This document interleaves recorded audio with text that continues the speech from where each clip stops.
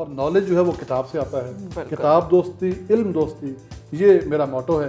तो मेरी कोशिश होती है कि हमें उसके ऊपर मज़ीद काम करें।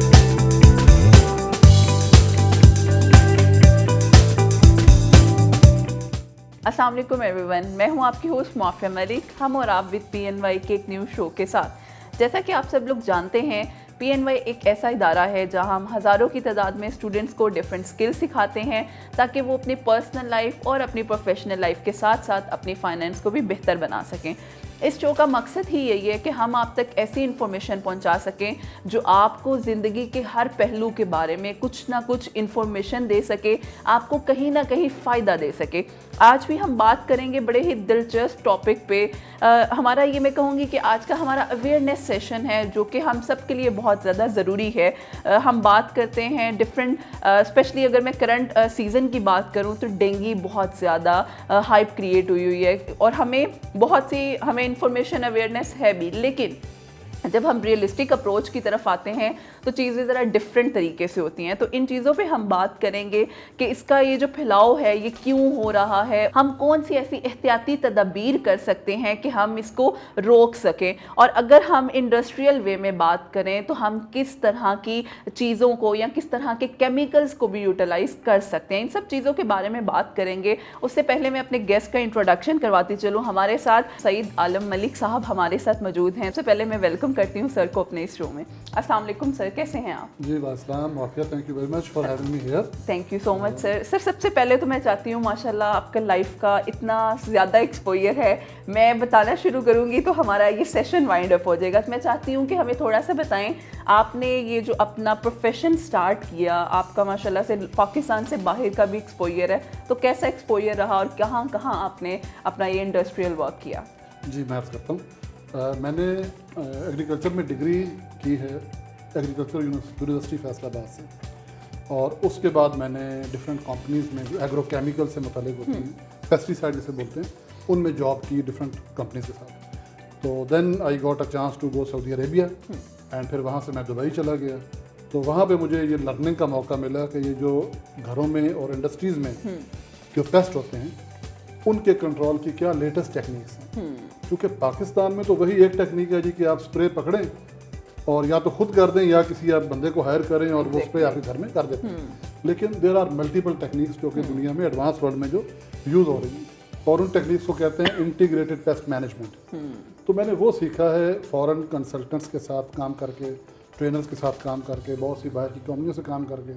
और चूँकि वहाँ पे एक्सपोजर ज़्यादा होता है आपका, दुबई में, सऊदीया में, और फिर ओमान जाने का मुझे मौका मिला।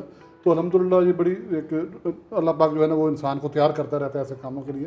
देन आई केम बैक और 2016 में मैंने अपनी कंपनी का यहाँ बुनियाद रखी, पेस्टेक्स एनवायरमेंटल सर्विसेज के नाम। और यहाँ मार्केट में हमारे गैप था जो हमने आइडेंटिफाई किया कि यहाँ पे वही पुराना तरीका था कि आप किसी बंदे को हायर करते हैं और वो सादा सा देसी सा आदमी होता है, वो वेल ट्रेंड नहीं होता केमिकल्स के बारे में या पेस्ट के बारे में।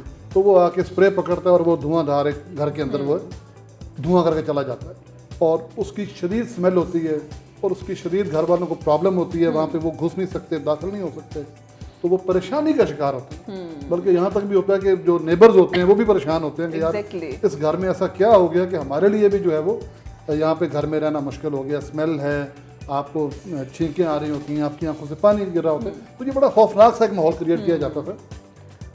तो हमने कोशिश की, और ज़ाहिर इंडस्ट्री में और बहुत से नए लोग थे हमारे साथ जिन्होंने इसको नए तरीके इसके अंदर हम लोग लेकर आए हैं अल्हम्दुलिल्लाह। और इंटीग्रेटेड पेस्ट मैनेजमेंट को हमने पाकिस्तान में रवाज दिया है। हमने इसको लोगों को सिखाया है, उनको पढ़ाया है, एजुकेट किया है, और ये सारा तभी मुमकिन हुआ जब हमने बैरून मुल्क जाके इसके ऊपर ट्रेनिंग ली और हमने इसके अंदर कुछ स्टडीज़ भी की। अब मेरी एक किताब भी इसके ऊपर आ रही है इंशाल्लाह, इंटीग्रेटेड पेस्ट मैनेजमेंट के ऊपर, जो कि पाकिस्तान में फर्स्ट एवर पब्लिश बुक होगी, और अगले 2-3 माह के अंदर इंशाल्लाह वो पब्लिश होकर आपके हाथ में। ज़बरदस्त सर, माशाल्लाह बड़ा ही डिफरेंट एक फील्ड है, लेकिन बड़े अच्छे से आप इस पे काम कर रहे हैं और आप अपनी इंडस्ट्री को प्रॉपर अपनी वो एक सर्विसेज प्रोवाइड कर रहे हैं। सर जैसे अभी करंट इशू हमारा चल रहा है डेंगू के लिहाज से, बहुत ज़्यादा फियर हमारा उससे डेवलप हुआ है जी, उसके जब आपको काट गया जी तो ज़िंदगी मौत वाला हिसाब ही हो जाता है। तो सबसे पहले तो मैं चाहती हूँ कि हम इसकी रूट जो बुनियाद है कि फैलता कैसे है, हमें यही चीज़ों के बारे में नहीं पता। हम सुनते ज़रूर हैं, हर चैनल पे कुछ और बताया जा रहा है, किसी चैनल पे कुछ और है, तो एक ह्यूमन नेचर है, हम खुद मिक्स होना शुरू हो जाते हैं। क्योंकि आप माशाल्लाह से इस पे काम भी कर रहे हैं, तो मैं चाहती हूँ एक लेमैन पर्सन के लिए इन चीज़ों को जानना बहुत ज़रूरी है। जी मैं अर्ज़ करता हूँ, डेंगू जैसा कि आप सब जानते हैं एक बड़ा खौफनाक मर्ज़ है जिसकी वजह से बहुत सी डेथ्स रिपोर्ट होती हैं। और सबसे पहले पाकिस्तान में 2007 में आया था। उस वक्त लोगों को इसके बारे में मालूमात नहीं थी और बहुत ज़्यादा खौफ व राज था, हॉस्पिटल हमारे भर गए थे और बहुत सी डेथ्स हुई थी। अब ग्रेजुअली इसके ऊपर बहुत सी डेवलपमेंट हुई हैं, मेडिकेशन भी आ गई है, डॉक्टर्स को भी इसका प्रॉपर आइडिया है कि इसको हमने ट्रीट कैसे करना है। लेकिन एक चीज़ जिसके ऊपर एम्फसिस हम बार बार देते हैं और देना भी चाहिए, और जो हमें अपने घर में और अपने बच्चों को और अपनी फैमिलीज़ को और अपने नेबर्स को ट्रेन करना चाहिए, वो है इसकी कंट्रोल टेक्निक्स कि डेंगू से बचा कैसे जाए। तो सबसे बुनियादी बात जो डेंगू सबको पता है कि मच्छर के काटने से डेंगू होता है। अब मच्छर जो है वो बहुत सी बीमारियां पैदा करता है, जैसे मलेरिया आपने सुना है, चिकनगुनिया एक बीमारी है, जीका एक बीमारी है, ये सारी। अब बुनियाद इसकी शुरू होती है खड़े हुए पानी से।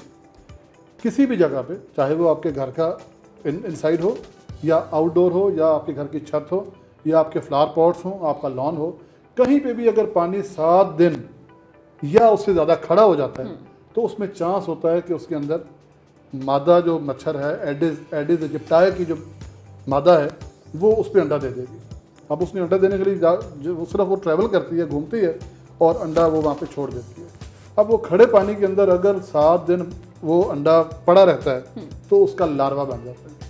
वंस ये लार्वा बनता है तो फिर उसका पूरा लाइफ साइकिल 5-6-7 दिनों के अंदर फर्दर ये कंप्लीट हो जाता है और एक मादा मच्छर या एक नर मच्छर बन के वो बाहर निकल आता है और फिर वो पूरे घरों के अंदर और इंडस्ट्रीज़ के अंदर वो तबाही फैलाता है। तो सबसे बुनियादी बात ये है डेंगू कंट्रोल के लिए या यूँ कहें कि मॉस्कीटो कंट्रोल के लिए कि आप पानी को खड़ा ना होने दें। घर के अंदर हो या घर से बाहर हो या कोई आप ऐसा पौंड देखें या कोई ऐसी झील देखें, कोई ऐसी जगह देखें जहाँ पे पानी देर तक खड़ा हुआ है, तो आपने कोशिश करनी है कि उस पानी को वहाँ से रिमूव कर दिया जाए।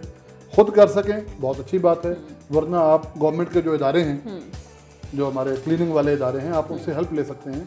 आप मुतलका टाउन नाज़म वगैरह उनको इन्वॉल्व कर सकते हैं, टाउन कम्युनिटीज़ को इन्वॉल्व कर सकते हैं, काउंसलर्स हैं, देयर आर मेनी पीपल जो करते हैं।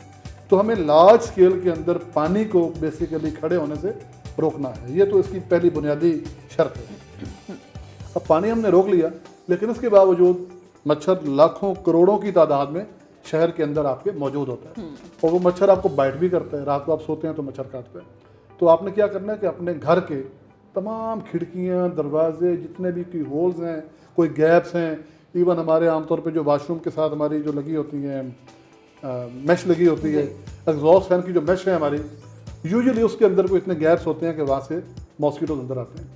तो आपने कोशिश ये करनी है कि अपने घर का अच्छी तरह से आप जायज़ा लें और अपने तमाम घर को प्रॉपरली मैश करवाएं ताकि कोई भी मच्छर मॉस्किटो घर के अंदर दाखिल ना हो। और इसमें 2 टाइम बड़े इंपॉर्टेंट हैं। सबसे पहले जो मॉर्निंग का टाइम है, जिसे डॉन कहते हैं, यानी सुबह जो 5, 6, 7 बजे के लगभग का टाइम है, वो फ्लाइज का मेन जो है ना मॉस्किटो का फ्लाइंग टाइम है। मॉस्किटो प्रेफरेबली उस टाइम पर फ्लाई करता है। और दूसरा टाइम है डस्क का, जो नमाज मगरिब के आसपास का टाइम है, यानी कि मगरिब से कोई आधा घंटा 1 घंटा पहले और आधा घंटा बाद, इसे कहते हैं डस्क। इस टाइम पे फिर मॉस्किटो जो है वो ज़्यादा फ्लाइट करते हैं। तो ये 2 टाइम तो आपने कोशिश करनी है कि आपके खिड़कियाँ, दरवाजे तमाम घर के बंद रहें और आपके बच्चे खास तौर पे घर के अंदर रहें। अब अगर बच्चे बाहर खेलते हैं, ज़ाहिर है शाम के टाइम बच्चों का एक टाइम होता है, तो कोशिश करें कि डेंगू सीज़न में आप उनको या तो इंडोर में कोई गेम उनको खिलाएं, बाहर ना जाने दें, और अगर बच्चों ने बाहर जाना है तो उन्होंने फिर प्रॉपरली अपना प्रोटेक्शन किया हो। सर ये तो वो स्ट्रेटजीज हमारी आ गई जो हम एक लेमैन पर्सन प्रॉपरली इसको कर सकते हैं। अब चूँकि आप एक प्रोफेशनली इस चीज़ को लेकर चल रहे हैं, तो हमें थोड़ा सा ये बताएं आपकी जो सर्विसेज हैं वो इसमें किस तरह से हमें हेल्प कर सकती हैं। जो आप ट्रेनिंग्स और ये जो आप जाके डिफरेंट इंडस्ट्रीज़ या घरों में जो आप लोगों का सर्वे होता है, वो किस तरह से हमें फ़ायदा दे सकता है या हम उसको किस तरह से परस्यू कर सकते हैं। जी मुआफ़िया, मैं इसमें ये कहूँगा, हमारे पास तो being professional pest management company different tools होते हैं और हम उन टूल्स को अप्लाई करके, और डिफरेंट केमिकल्स हैं, पेस्टिसाइड्स हैं, तो उनको अप्लाई करके हम कमर्शियली जो है जाके डिफरेंट इंडस्ट्रीज़ में सर्विस देते हैं, घरों में देते हैं, और जो बड़े बड़े इदारे हैं वहाँ पे सर्विस देते हैं। लेकिन उससे भी ज़्यादा ज़रूरी जो मैं समझता हूँ वो अवेयरनेस है। सबसे पहले तो हम अवेयरनेस देते हैं हम क्लाइंट को ये नहीं कहते कि आप स्प्रे करवा लें, हम कहते हैं ये बुनियादी जो बातें मैंने पहले की हैं, हम पहले उनको ये बताते हैं कि आप अपने घर के अंदर कोशिश करें कि ये सारे मैय्यज जो आप ले सकें वो लें। किताब दोस्ती, इल्म दोस्ती, ये मेरा मोटो है, तो मेरी कोशिश होती है कि हमें उसके ऊपर मज़ीद काम करें। ज़बरदस्त sir, thank you so much. बड़ा अच्छा वो लास्ट पे आपने मैसेज भी दिया है, मेरे अपने लिए बड़ी लर्निंग होती है और मेरी ख्याल है जो हमारे ऑडियंस हमें सुनते हैं उनके लिए बहुत बड़ा मोटिवेशन भी है, एक रियलिस्टिक मोटिवेशन मैं इसे कहती हूँ कि जो सिर्फ बोलने से नहीं, आपने अपनी लाइफ में एक एक्सपोजर किया है उससे आपको मिलती है। सर बहुत शुक्रिया आपके वक्त का, thank you so much and thank you so much all of you. इंशाल्लाह हाजिर होंगे फिर एक नए इन्फॉर्मेटिव सेशन के साथ, तब तक के लिए हमें इजाज़त दीजिए। अल्लाह हाफ़िज़।